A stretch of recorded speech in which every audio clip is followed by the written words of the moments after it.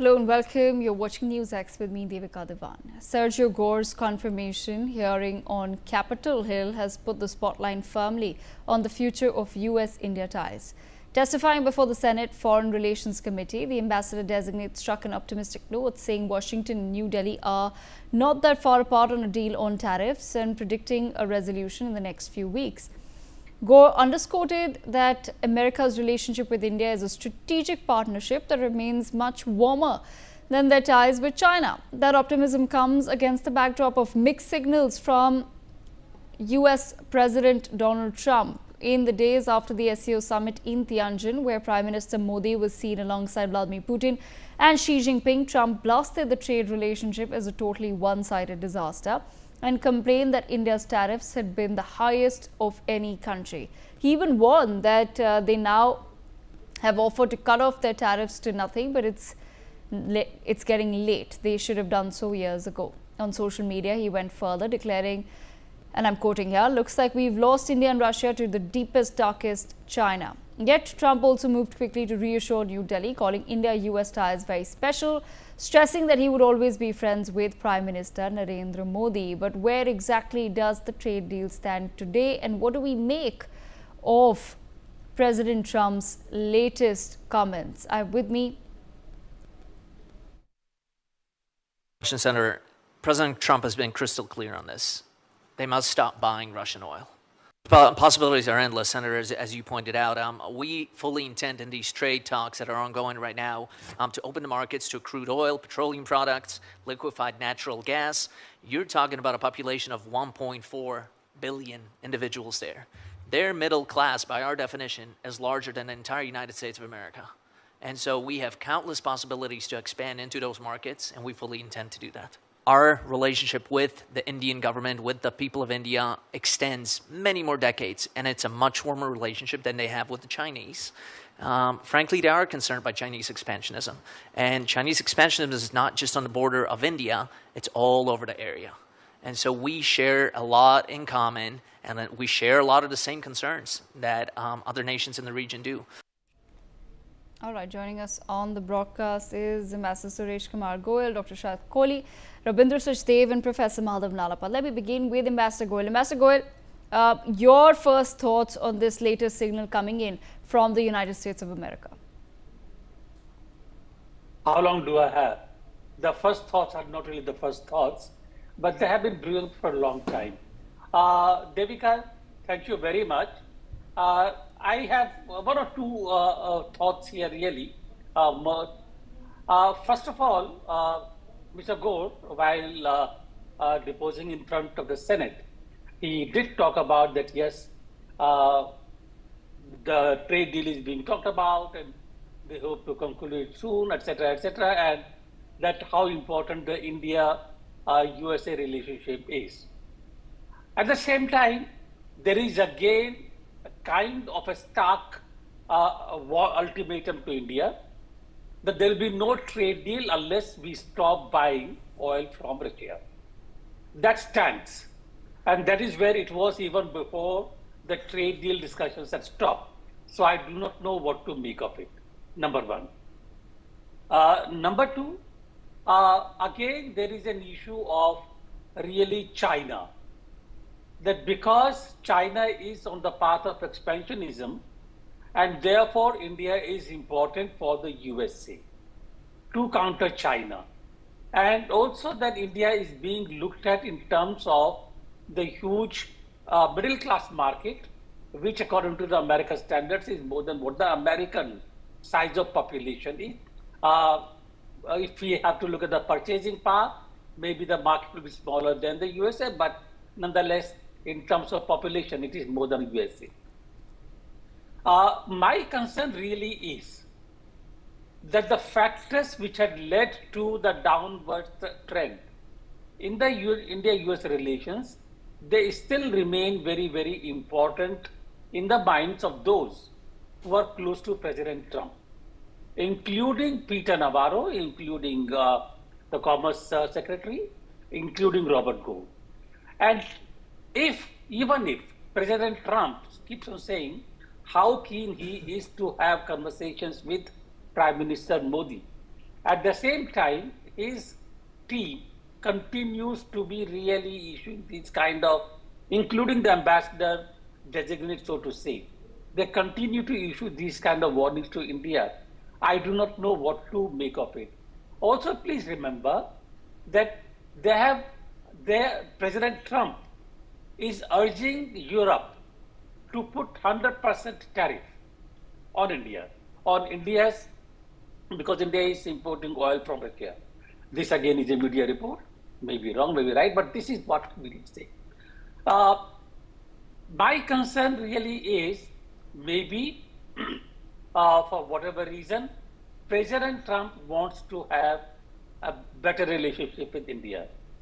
But the team of President Trump, including his ambassador-designate, does not seem to be indicating giving any indications in that direction. I will have to wait for those indications to know that yes, we are going to have a sound relationship. Last point really here is, I think we had become so totally US centric in our relationship that President Trump could use that US centricity to threaten India and say that yes, in case you do it, then you have all this tariff. If we are going to become US centric again, are we going to to suffer the same kind of situation again, being threatened? I think it's better for us really to have a multilateral engagement. Sorry, not multilateral, but engagement with in a multipolar world with different countries, along with an autonomy to be able to take our decisions. And we know where our interests are. We want to have good relations with the USA. We have said it very often. But that relationship with the USA cannot be that of a supplicant and a provider. It has to be an equal relationship. Devika. All right, Professor Madhav Nalapat, your thoughts on the same, because it has been slightly confusing so far. What exactly does the US want? But a lot has changed since the SCO summit, and we do hear some change in tone ever since then. But what do you make of the latest commentary that's coming out of the US? Look, the fact of the matter is that, I don't know about any separation between Donald Trump and his team, for a simple reason that if his team had any separation from Donald Trump, they would not be in the team for very much longer. They would be immediately dismissed. Otherwise, I agree with Ambassador Goel's comments. I would only like to point out that Sergio Gor has got to be confirmed. He's got to have a majority in the in the Senate voting him in. And I think he's saying the right things to ensure that he is confirmed. But the reality situation is, within 24 hours of his landing in Delhi and settling in Roosevelt House, he's going to understand that it's absolutely no go for India to stop buying Russian oil. We're not going to snap a relationship going back from the 1950s on the whim of anybody in 2025. And I can tell you that Prime Minister Modi is absolutely firm on that. There's not going to be any question of any concession on that, for a simple reason that they talk about the 1.4 billion people of India. Well, they depend on cheap energy. If the US can have a long-term or even a medium-term, say 5-year or 4-year contract for supply of oil at a price lower than that of Russian crude, and if their quality is equivalent to the same crude, then I think our refineries would not mind shifting. But those are to be done by economic ways and not by coercion. Coercion never works, I can tell you. And on the one hand, Donald Trump is talking about deepest, darkest China. On the other hand, he's strengthening the hand of China by basically infuriating Indian public opinion against him. If he were to make a visit in India, frankly, I think there'd be, there would be expressions of protest, although of course they would be peaceful and they'd be well disciplined. But the reality is that Donald Trump has confused those in India who were his supporters for a long time. He has confused friends in America who have been his supporters for a long time. And I think, as far as Ambassador Gor is concerned, let him be confirmed first, then he becomes ambassador. Let him take up residence in Roosevelt House. I think he will understand the realities very, very clearly. And yes, I fully agree that in Trump's description of China, as far as the US is concerned, as far as India is concerned, as you can see, the Indo-Pacific, the Chinese expansionism is a fact of life, and India and the US must work together. But they must work together as co-equal partners. You know, in the First World War, the First Cold War, China was with the US, but it was sui generis. It stood by itself. It did not stand like a European ally or Japan or doing the US bidding to a considerable extent, but did its own bidding, and at the same time, where it mattered to China, supported the US. For example, China was very much against the Soviet Union. Mao Zedong, totally disliked the Soviet Union, and he said they're revisionists, they're revised communist doctrine, they are paper tigers, all kinds of very abusive things about the Soviet Union. So he had an interest in joining hands. As far as we are concerned, we are not being abusive towards China, but the reality is that the Chinese have multiplied their presence throughout South Asia, and they have been propping up regimes that are not at all friendly to India.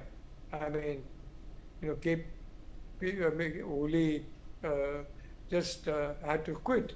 Oli was very hostile to India, very close to China. So were the Rajapaksa brothers. So the reality of the situation is, of course, as far as Pakistan is concerned, it is inexplicable why President Trump is so friendly with Pakistan, unless you can explain the Qatar connection. And frankly, Israel has punctured the value of that connection for a simple reason. Netanyahu knows that Qatar is close to Donald Trump. Qatar has given him a new Air Force One, but still, they went ahead and bombed in Doha, the headquarters of what they believe. The floors that were headquarters of what they believe were the leadership of elements of Hamas. So the fact of the matter is, if Donald Trump has India on his side, then he is secure. His country is secure in the Indo-Pacific.